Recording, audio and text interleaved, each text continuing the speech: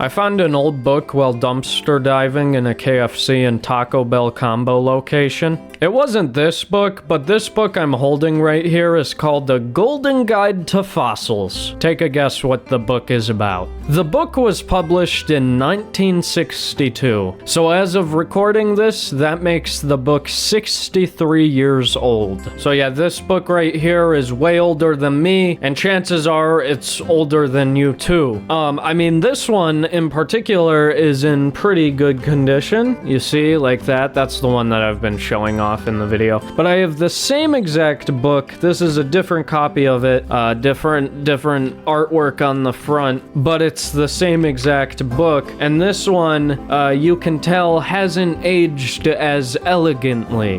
But yeah, these books right here, they're basically like fossils themselves. That probably sounds pretty bad for the old people watching this. If you're watching this video and you happen to be as old as this book right here or older, I hope you make it to your next birthday. So yeah, this book contains a lot of outdated paleo art that is super retro considering it was released in 1962. So in this video, we are going to be taking a look at some of the retro paleo art that is inside of this book,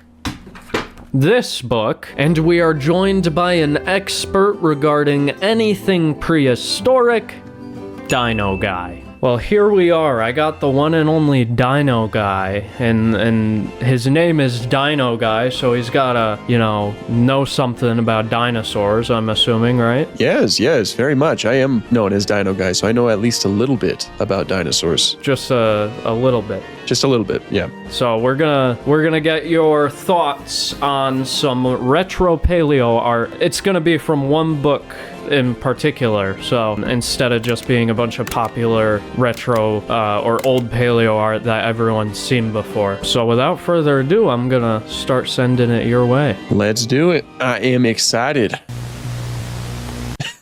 For this occasion, I have Just a Girl Who Likes Dinosaurs on. I can't see it, so I can neither confirm nor deny. Oh yes, hang on. Here we go. Look at this. Nice. That is beautiful. So the first one we got is the Cambrian Sea. Kind of starting things strong. A lot of these aren't really too far off from their real life counterparts. I don't know how you can get animals that had exoskeletons wrong though. Yeah, that's a very good point. Unless of course we're talking like color or Yeah. It's pretty hard. Like you gotta really try. Yeah, exactly. To get that right. 'Cause it's like it's right there. It's right there, It's like all you gotta do is add some color to it and that's it.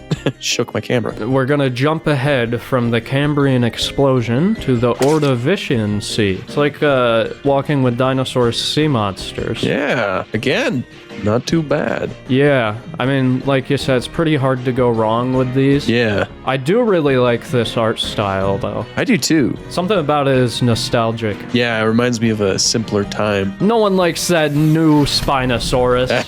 Yeah. That weird ass creature. Yeah, that is such a strange creature indeed. Nobody likes it.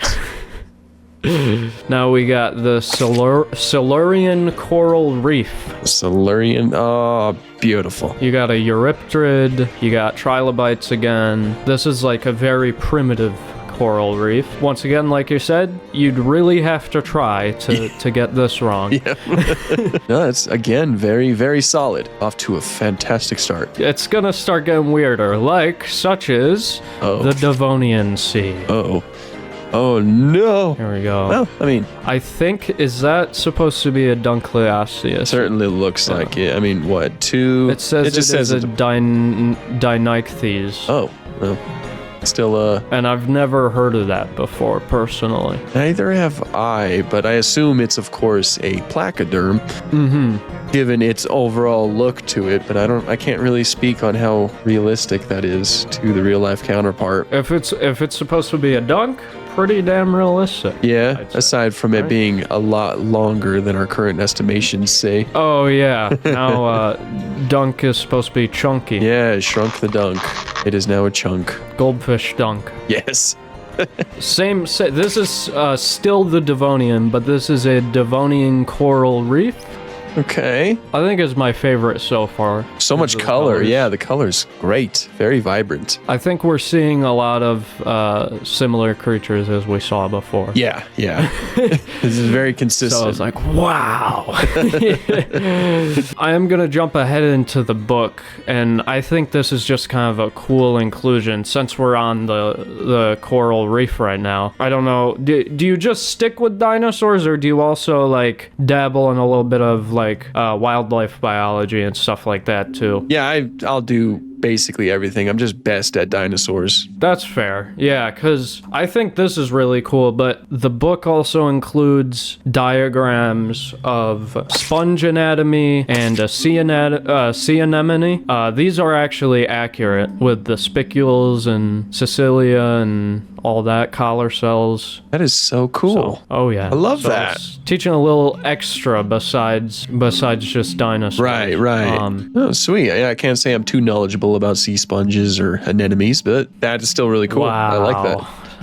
Wow, you're letting down SpongeBob. Hey, right I was now. about to say, I know SpongeBob. He is a friend of mine, right? But I don't know this sponge. I don't know who this is. You don't know this Yeah, one. I don't know this one. Now, this is where stuff is going to start to get cooler, but also weirder. Sweet. Actually, maybe subjectively cooler. We got the Pennsylvanian period, and this is another very cool one. Carboniferous. We got a Meganura over here. That must be either a reptile or an amphibian. I assume an amphibian. Maybe like a Anthracosaurus. I don't Yeah. know too many from the Carboniferous. This does look really cool. This does look like what will probably become the majority of our coal of today. All this plant life, like this, very lush. I like it. That's another good one, I think. That's what's fueling my truck right now. Yeah.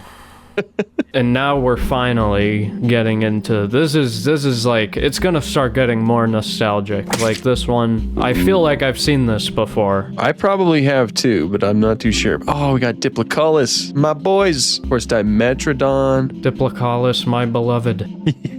Pretty outdated, all things considered. I mean, it reminds me of a lot of art that we've seen that Charles R. Knight did in terms of the Dimetrodon, just with less rough skin and really dragging its belly too. Yeah. That's like Very lizard-like. I have geckos. When they eat a lot, they drag their bellies, but Maybe this guy ate a lot. normally, yeah. Normally they stand upright. I'd be kind of concerned if they just drug along all the time. Yeah. Oh, I love the Diploculus, though. It really captures how strange that creature is. Although, like, nowadays, there is an idea that Diploculus had, like, some membrane that attached the side of its arrowhead, its boomerang head, and went down the side of the body. Yeah, I've seen that. Yeah, that'd be so weird if that is the Yeah. case. All right, we got a Musosaurus. I don't know if you know what that is. Whoa. But this thing looks demonic. It does. That's what you see. With, like, that's your sleep paralysis demon right there. Holy cow. That is It's a little horrifying. scary. I to like look how at. its one leg is like broken, like bent backwards. Oh, this poor fish, man. Swim away, man. That is horrifying. I'll see if I can find a photo of a modern depiction of this on screen because I don't know too much about it personally. Yes. I don't know. I must see that. Oh my god, it got the Spinosaurus treatment. Hang on. It got the Spinosaurus treatment. Look at this. I need to see this. Oh, it's got the basilisk That's tail. cool. Still horrifying. So that was a Permian landscape. We're going back to the ocean, of course. This is a Permian reef. Whoa. Personally, I don't think that the mollusks, I should say squid-like mollusks, I don't think they'd be, or rather cephalopods. I don't know why I didn't just say that. I don't think they'd be kind of hanging out on the ground like that. No. That is something that... I think you're right on that one. Like, typically, it would likely be similar to Nautilus in that way, swimming around. More so than, this kind of octopus thing that they're doing right now, just kind of like scouring the ocean floor. That is an interesting depiction. I do like the inclusion of brachiopods, though. Oh, That's yeah. that's like the most common fossil you can find. Yep, 100%. 100%. I found many of them around where I live. This is literally every Paleoart depiction of T-Rex during this time was this. Classic. That's very nostalgic. Got our classic kangaroo stance dragging its tail around like a giant lizard that they thought it was. This very blocky skull, those hands that are breaking themselves. That is a classic appearance. You're absolutely right. Look how big that ear is, too. Oh my god, yeah. This guy can hear. Bringing up my geckos again, there's a derogatory name for leopard geckos. People call them airheads because their ear holes are so big. Oh no. And you can like see through their head. But that's kind of like, I'm getting very much so reptile impressions, you know? Yeah, absolutely. Of course, leaning more so into the lizard territory because when was this book? I think 1962? Oh, 62. I think we're starting to shift away. It doesn't say on it, and I googled it, and it said that, so if I am wrong, I'll have to put that on screen. Okay. But I think we were shifting away from the lizard idea by that point, but still, you do have a lot of reptile elements. Good thing dinosaurs are reptiles. But yeah, I like old Paleoart like this. I think it looks cool. this is like something I'd have like a poster of on my wall when I was a kid. Yeah, absolutely. So now we're going to a Triassic landscape. Even though T-Rex is Cretaceous, don't ask me why he pops up before the Triassic. That is a little bit backwards, but let's see what we got here. What is that Dicynodont right there? Oh, I don't know how to pronounce that. I was looking at the Mycheroprosopus, however you say it. Yeah, this crocodilomorph. His other eye looks like a blowhole, like on a dolphin. maybe it is. I can't tell if that's supposed to be the nostril. Maybe that's or... unique. Yeah. Convergent evolution. What's this little dude? A Saltopasuchus? That's got to be an early Pseudotsuchian, right? That's something to look into. Yeah, I'm gonna look that up. There's a lot of obscure ones, it seems. Yeah, it's a crocodilomorph. It's one of those early crocodilomorphs that look like dinosaurs because further back in time you go, the more similar they look. Gotta love early Triassic things where everything looks the same. It's hard to identify what is what. Weirdly enough, I don't think we get any Triassic dinosaurs. Really? Yeah, because the next one is sea reptiles. Ooh. Both are marine reptiles. We got a Symbospondylus and a Placidus or Placidus. Wow. Never heard of a Placidus, but Symbospondylus is he's a guy in Walking with Dinosaur Sea Monsters. Oh, he is. I forgot. I feel like this one isn't too far off. Yeah. For the Symbospondylus, that is. This Placidus doesn't look bad either. Placidus just kind of like looked strange in life by default. It's got a very interesting looking skeletal structure. Oh my god, what is this? What? We're actually learning about new creatures from this. I love this. Yeah, exactly.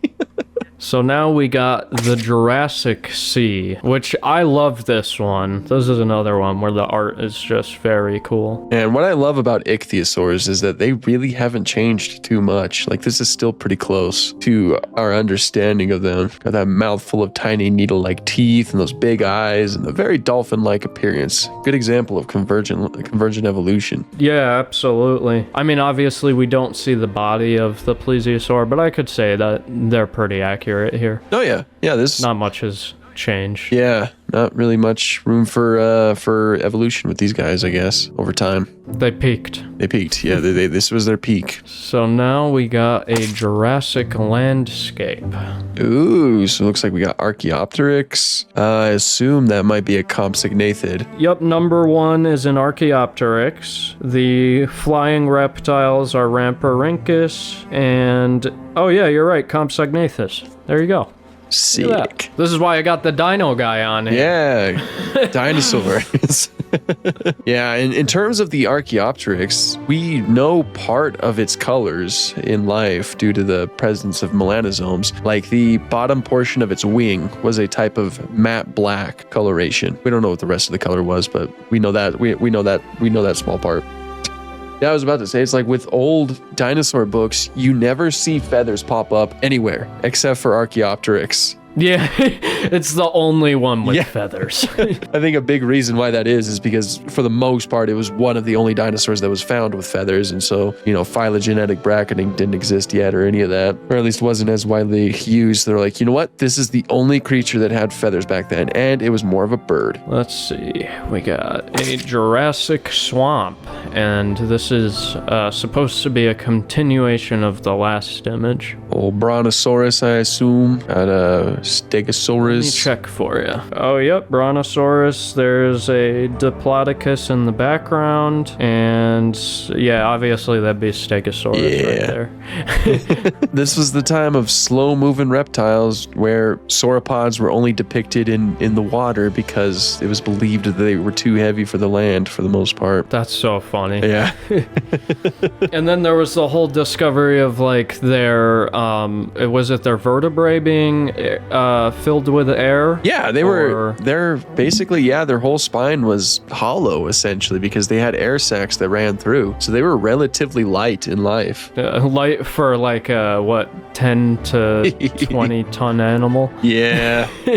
That Stegosaurus, classic giant hips dragging its tail. It has 4 thagomizers, but it looked like there were 6 for a little bit there.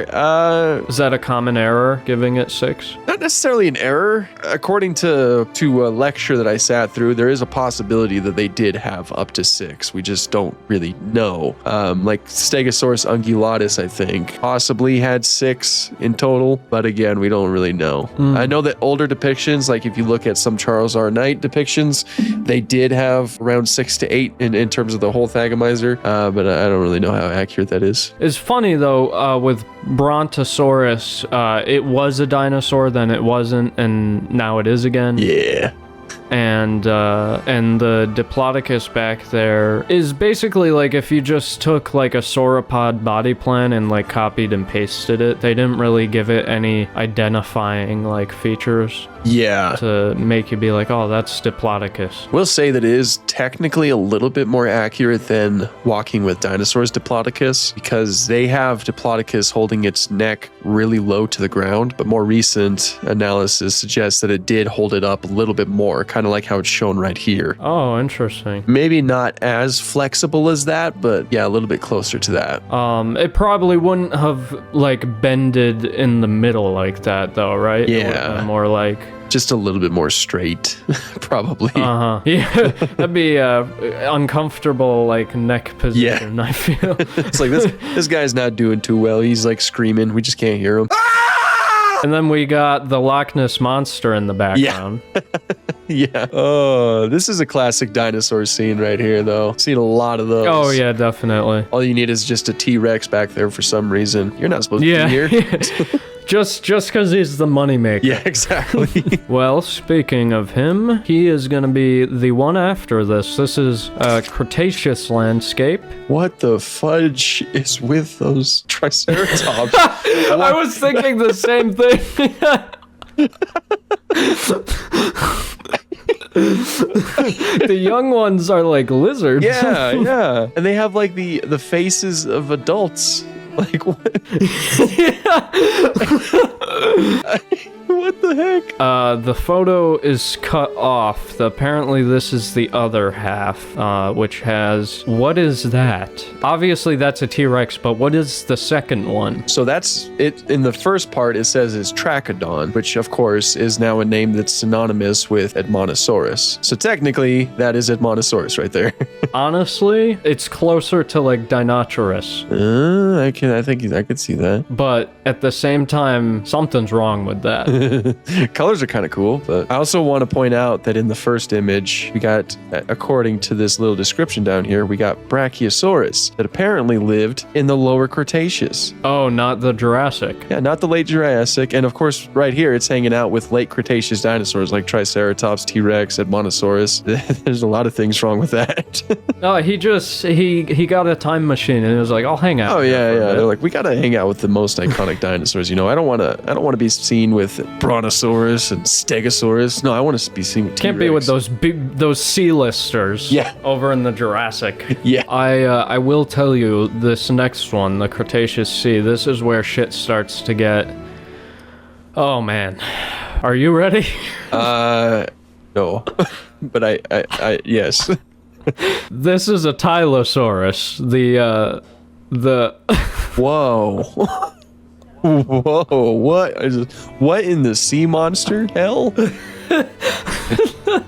What is going on here? Why does it have like a thing on its back? What's going on there? it looks like you said, like a sea monster, like on the old maps and stuff. Yeah, I feel like I've seen depictions like this before, but And the Archelon, that's one that's pretty hard to get wrong. yeah, this guy I'm does look glad. good. And the Pteranodons, those are actually not too bad. Yeah, those look great actually, and I love like the hints of blue on the one that's closer to us, like around the beak. I think that looks great. Wow. Very cool. Maybe sexual dimorphism between that one and the one in the back. Yeah. Now, realistically, if we just removed this Tylosaur, it'd be a pretty cool image.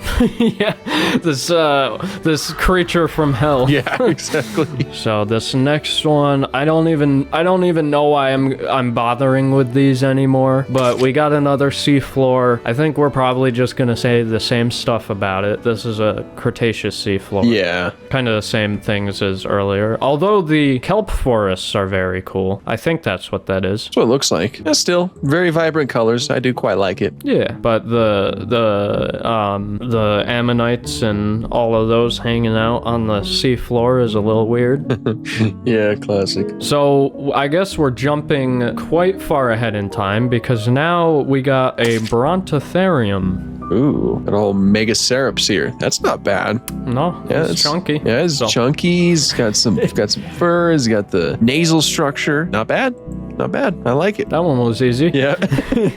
This one's cool. This one's cool. Ooh, Gastornis, I assume. Diatrema, which is synonymous with the Gastornis, I think. That'd be the terror bird, or is it not considered? It was once thought to be like a terror bird, you know, like a flesh-eating bird, but more recent, like isotopic analysis, as well as looking at the beak, you know, concludes that it probably ate plants or like nuts and fruits and things like that. So would you say that this beak is paleo accurate since it's not elongated and hooked? It maybe could be like built for crushing nuts or something. I don't know. Yeah, I think all around this guy is pretty good.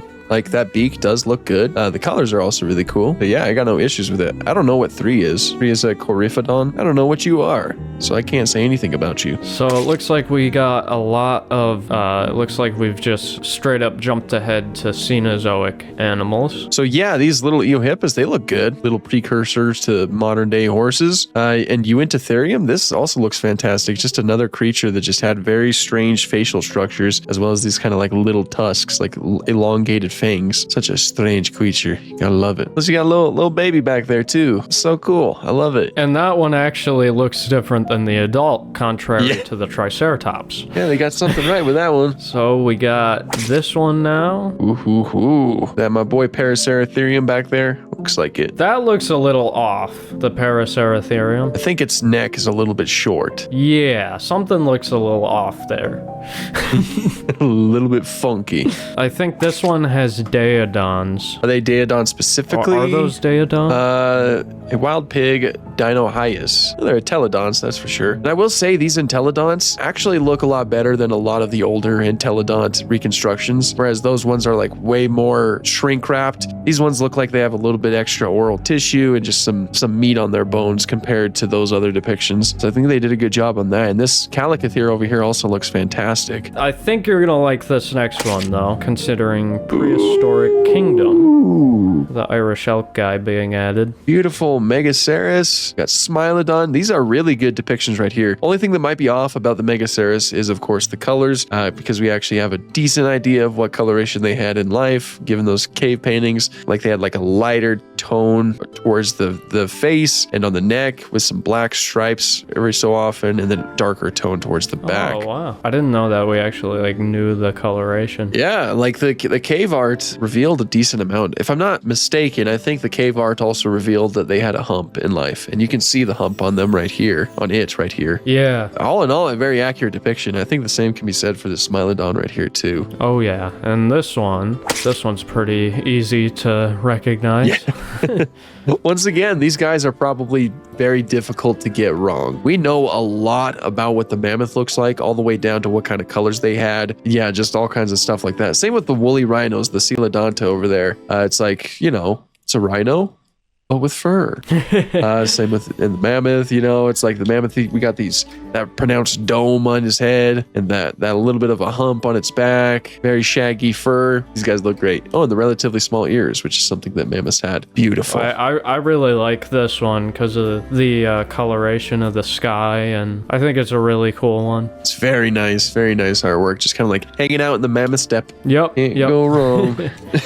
This next one is my viewers, my average viewer. A Neanderthal. That's what they look like. Wow. People who watch my channel. I don't know if that's mean or what. This is what watching my channel for more than 10 hours, you start to look like this. Doesn't look like it's worth it. No, this is the new beauty standard. Oh, Ichthyostega? That's the new beauty of the... You're right. No, I was talking about the Neanderthal.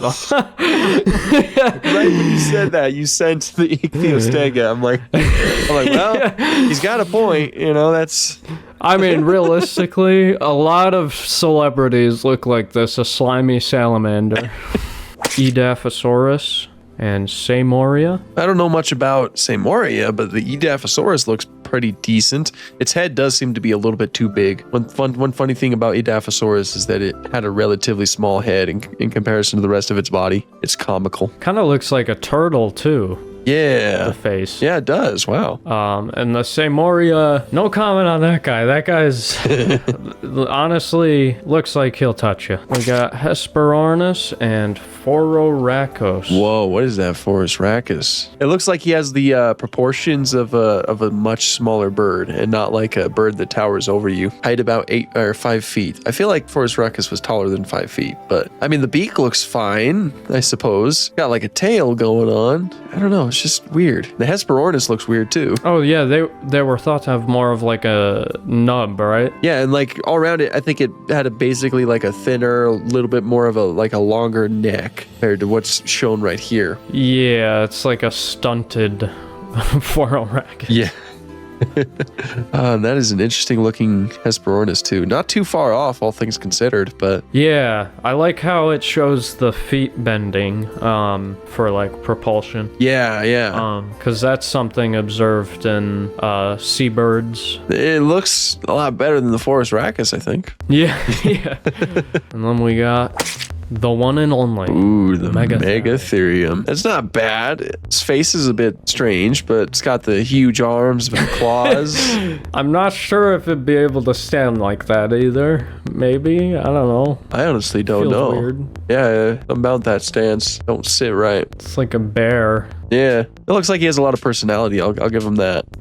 Yeah. He's looking over at something. He's like, what happened over He's there? like, oh. Well, there it is. The most accurate dinosaur book out there to date. Yes, it still holds up 150% to this day. Nothing is even close to different. What would you say out of all of them is the worst one? Or what? Maybe worst few, because there's a couple. Biggest one that stands out to me is, of course, that Tylosaur. That was something. The rest are semi-decent to pretty spot on, and some are simply just outdated. I mean, I guess that Tylosaur is technically outdated. There was a point in time when it was kind of believed to look like that, but it's just weird. It's just a weird son of a gun, so I just don't like it, and so I'm gonna say that's my least. Like, that's the one that I least like, I guess. Yeah. No, when I saw that in the book, I was like, they're like, this is the one. Yeah. Oh, that and the young Triceratops. Those guys. Yeah, those little goblins are just not it. Everything else I like, I do have a soft spot for. I think a lot of it is kind of charming because it's, you know, decently old depictions and, you know, with outdated information, and some of them again still kind of look decently good by today's standards. So yeah, for the most part, very, very good, I think. Cool. Yeah, no, I'd have to agree with you. I'd just say, like, otherwise, like, minor, like, nitpicks would be, like, shrink wrapping, kangaroo stances, stuff like that. But otherwise, I think kind of the essence of the creatures are captured pretty well. Yeah. Like, we can look at them and be like, oh, this is this. Yeah, like, yeah, absolutely. You can look at something and say, yep, I can tell exactly what you are. And that Except matters. for maybe that Tylosaurus. Yeah, no, I'd look at that and say, hey, what kind of monster movie you working on? All right, well, there it is. That's probably the best picks from this book. I'm not sure if I left anything out, but that is about it. Check out Dino Guy on YouTube and any other socials if you'd like to plug them right now. Just check me out on YouTube. That's where I'm going to be prioritizing my content. All right, well, thank you.